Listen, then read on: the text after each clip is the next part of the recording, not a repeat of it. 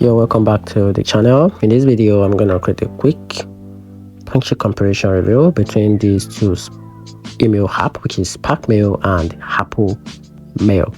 So let's quickly dive into it. So talking about Spark Mail shines with its smart inbox, send data option, and powerful Teams collaboration tools that makes managing multiple accounts effortless. It's built for productivity lovers who want control, customization, and AI-powered organization to stay ahead of a busy inbox.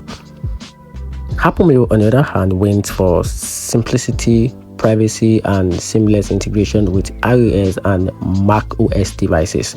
It's free, fast, and secure, but lacks advanced workflow tools.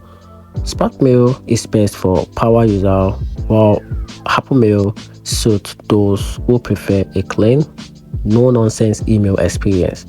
And that's it. Hope you find the video helpful. Turn on the notification button and subscribe for more review. You're welcome.